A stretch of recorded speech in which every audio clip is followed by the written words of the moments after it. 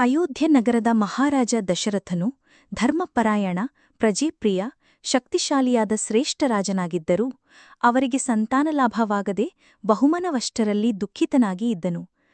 ತಾನು ಅಯೋಧ್ಯೆ ರಾಜ್ಯದ ಮುಂದಿನ ವಾರಸುದಾರನಿಲ್ಲದೆ ಮರೆಯಾದರೆ ತನ್ನ ರಾಜ್ಯದ ಸ್ಥಿರತೆ ಮತ್ತು ಸಂತರಸ್ಥಿಯ ಬಗ್ಗೆ ಭೀತಿಗೊಂಡಿದ್ದನು. ಅವರ ಈ ದುಃಖವನ್ನು ಕಂಡು ಅವರ ಅರಮನೆಯ ಮೂಲಪೂಜಾರಿ ಹಾಗೂ ಗುರುವಾದ ಮಹರ್ಷಿ ವಸಿಷ್ಠರು ಅವರಿಗೆ ಶಾಂತಿ ನೀಡುತ್ತಾ, ರಾಜನೇ, ನೀವು ಪುತ್ರಕಾಮೇಷ್ಠಿ ಎಂಬ ವಿಶೇಷ ಯಾಗವನ್ನು ನಡೆಸಿರಿ. ಈ ಯಾಗದ ಫಲವಾಗಿ ನಿಮಗೆ ಪುತ್ರಪ್ರಾಪ್ತಿ ಸಂಭವಿಸುತ್ತದೆ ಎಂದು ಸಲಹೆ ನೀಡಿದರು. ದಶರಥನು ಕೂಡಲೇ ಒಪ್ಪಿಗೆ ಸೂಚಿಸಿದನು. ಪುತ್ರಕಾಮೇಷ್ಠಿ ಯಾಗವನ್ನು ನಿರ್ವಹಿಸಲು ಮಹಾಜ್ಞಾನಿಗಳಾದ ಋಷಿಶೃಂಗರನ್ನು ಆಹ್ವಾನಿಸುವ ಅಗತ್ಯವಿತ್ತು. ಋಷಿಶೃಂಗರು ಲಂಘಾರಾಜ್ಯದ ಲೋಮಪಾದನ ಜಾಮಾತೃ ಮತ್ತು ಅಪಾರ ತಪಸ್ಸು ಮಾಡಿಕೊಂಡಿದ್ದರು. ಅವರಿಗೆ ವಿಶ್ವದ ದುಷ್ಟತ್ವ ಪರಿಹಾರ ಶಕ್ತಿಯೂ ಇತ್ತು.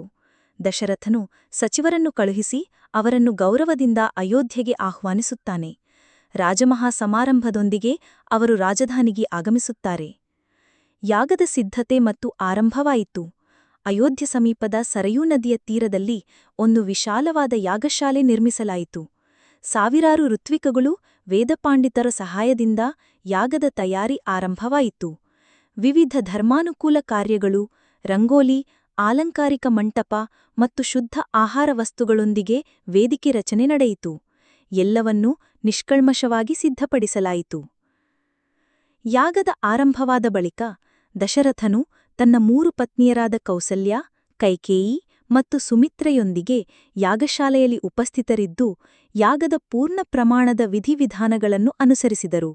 ಬೃಹತ್ ಅಗ್ನಿಕುಂಡದಲ್ಲಿ ಘೃತಹೋಮ, ಜಪ, ಹವನ, ಮಂತ್ರೋಚ್ಚಾರ ಇತ್ಯಾದಿ ನಡೆದು ದೈವಿಕ ವಾತಾವರಣವೊಂದು ನಿರ್ಮಾಣವಾಯಿತು.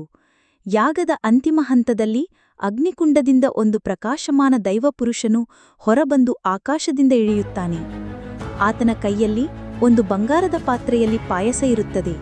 ಆ ಪಾಯಸವನ್ನು ತಂದೆ ದಶರಥನಿಗೆ ನೀಡುತ್ತಾ, ಈ ಪಾಯಸವನ್ನು ನಿಮ್ಮ 3 ರಾಣಿಯರಿಗೆ ಸಮವಾಗಿ ನೀಡಿ. ಅವರು ಈ ಪಾಯಸ ಸೇವಿಸಿದರೆ ಅವರಿಗೆ ದೈವಿಕ ಗುಣಗಳೆಯ್ದ ಪುತ್ರರು ಜನಿಸುತ್ತಾರೆ ಎಂಬ ಆಶೀರ್ವಾದವನ್ನು ನೀಡುತ್ತಾನೆ. ಈ ದೃಶ್ಯವನ್ನು ನೋಡಿ ಯಾಗಶಾಲೆಯಲ್ಲಿ ಭಕ್ತಿಯ ಭಾವ, ಆಶ್ಚರ್ಯ ಮತ್ತು ಸಂತೋಷ ತುಂಬಿ ಹರಿಯುತ್ತದೆ. ದೇವತೆಗಳು ಆಕಾಶದಿಂದ ಹೂವಿನ ಸುರಿಮಳೆಯನ್ನು ಸುರಿಸುತ್ತವೆ. ದಶರಥನು ಈ ಪಾಯಸವನ್ನು ಮೊದಲಿಗೆ ಕೌಸಲ್ಯಗೆ ಅರ್ಪಿಸುತ್ತಾನೆ, ನಂತರ ಕೈಕೇಯಿಗೆ ನೀಡುತ್ತಾನೆ, ಉಳಿದ ಭಾಗವನ್ನು ಸುಮಿತ್ರೆಗೆ ಅರ್ಪಿಸುತ್ತಾನೆ. ಈ ಪಾಯಸವನ್ನು ಸೇವಿಸಿದ ಬಳಿಕ 3 ರಾಣಿಯರು ಗರ್ಭಧಾರಣೆ ಮಾಡುತ್ತಾರೆ. ಬಳಿಕ ಕಾಲಕ್ರಮೇಣ ಅವರಿಗೆ ಹೀಗಿನ ಸಂತಾನಗಳು ಪ್ರಾಪ್ತಿಯಾಗುತ್ತವೆ: ಕೌಸಲ್ಯಗೆ ಶ್ರೀರಾಮ, ಕೈಕೇಯಿಗೆ ಭಾರತ, ಸುಮಿತ್ರೆಗೆ ಲಕ್ಷ್ಮಣ ಮತ್ತು ಶತ್ರುಘ್ನ. ಸುಮಿತ್ರೆಗೆ 2 ಭಾಗಗಳಲ್ಲಿ ಪಾಯಸ ಲಭಿಸಿದ್ದರಿಂದ ಅವಳಿಗೆ ಜವಳಿಯಂತೆ 2 ಪುತ್ರರು ಜನಿಸುತ್ತಾರೆ. ಈ ಮಕ್ಕಳು ಶಕ್ತಿಶಾಲಿಗಳು, ಸತ್ಯವಂತರಾಗಿದ್ದು ಇಡೀ ರಾಮಾಯಣದ ಕಥಾನಕದ ನೆಲೆಯನ್ನು ರೂಪಿಸುತ್ತಾರೆ.